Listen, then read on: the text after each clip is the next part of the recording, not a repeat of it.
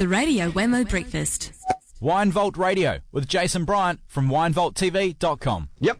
www.winevaulttv.com. Jason Bryant, Jason_Bryant on Twitter. G'day to Jason. G'day, Wammo. It's been a big week in the wine world, hasn't it? Yeah. Michael Cooper, first off, we're just going to get straight into it. I feel kind of pumped up, as soon as we were talking about live music and kind of lacking any life.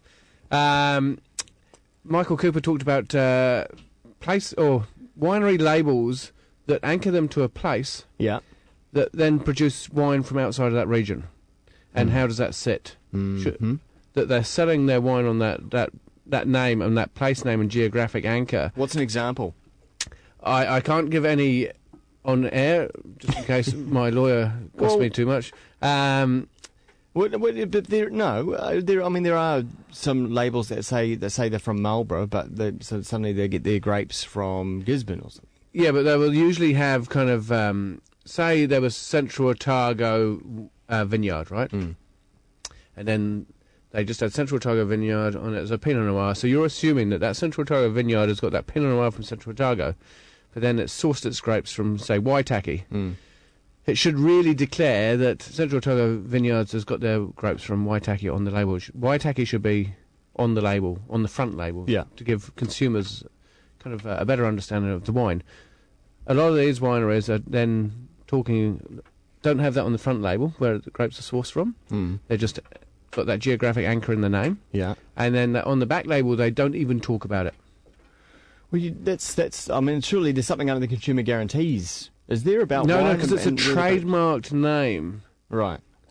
On the front label, they don't need to specify where the grapes come from, apparently. Mm.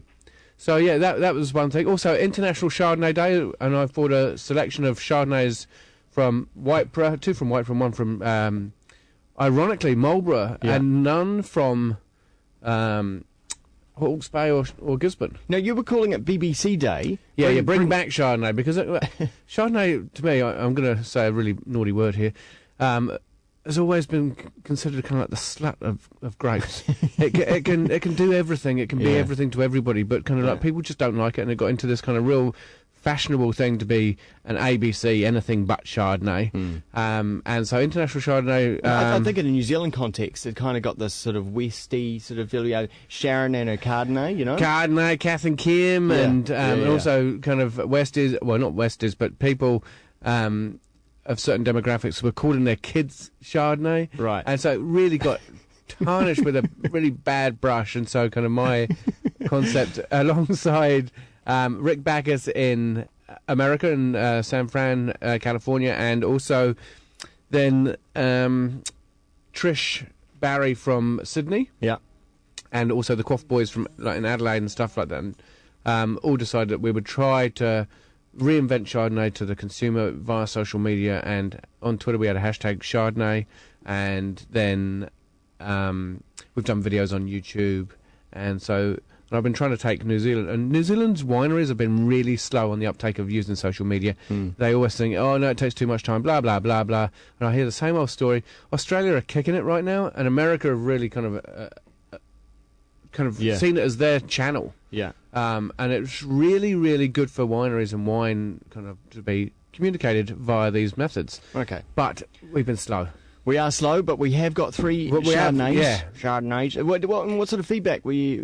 It's really, really good. It was really, really positive, and we had been a lot of fun, and that's what the whole wine scene kind of sometimes lacks. Yeah. People get a bit too serious. This has been really fun. Mm-hmm. There's been some planking.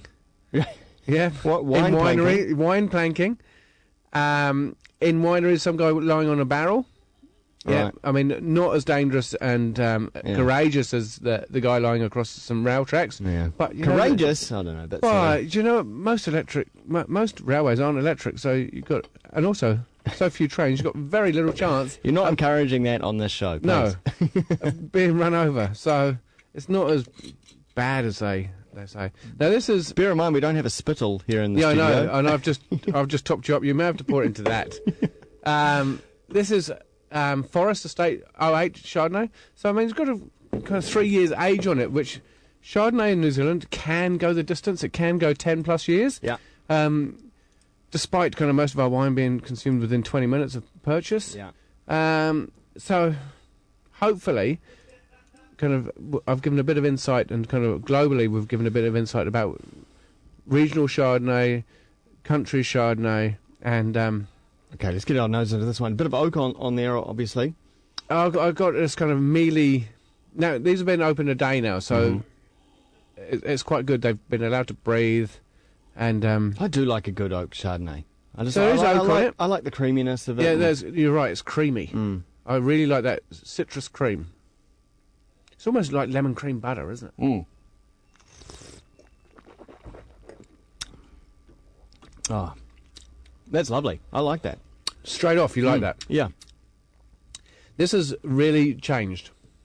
In a day. Yeah. The oxygen. With the oxygen, it feels a bit tighter. Yesterday, when I was tasting it, it felt quite flabby. Mm-hmm. It has fallen a bit short, but you got to remember this is only $22. Mm. So, and I know $22 sounds quite a lot for wine. Thank you. The next one comes from Waipara, and this is Muddy Water. They've just actually been sold.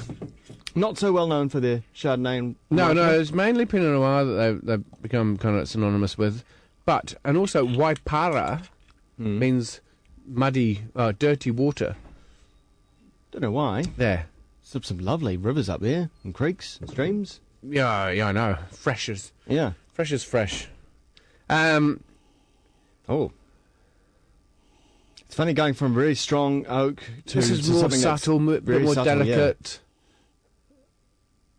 Yeah. In fact, kind of need something in between. There's a bit of toasty, mealy lemon there. Almost a bit of caramelised lemon, a bit of nuts kind of going on. The last.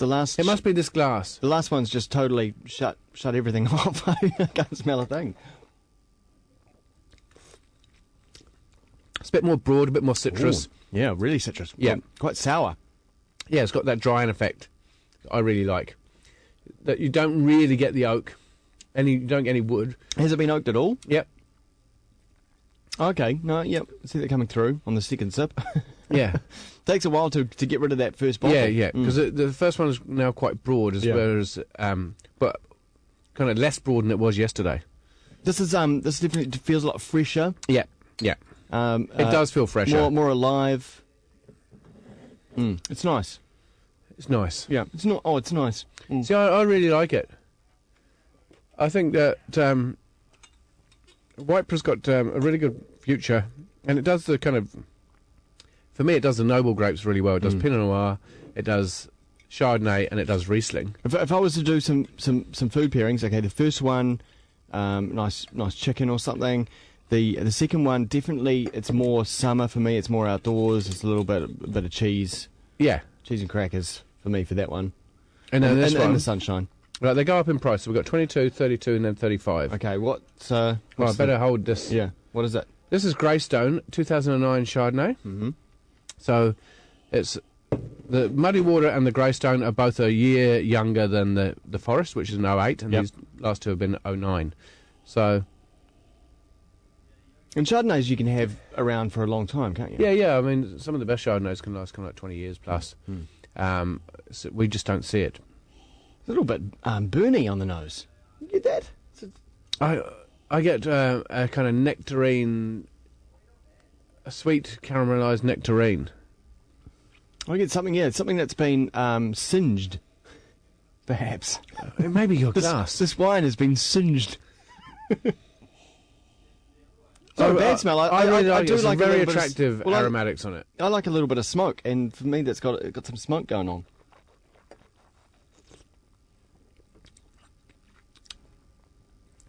It's quite full. Grapefruity, peach, lemon. You're not getting that. I think all the previous ones have just stuffed me because I'm tasting a little bit metallic for me. Have another taste.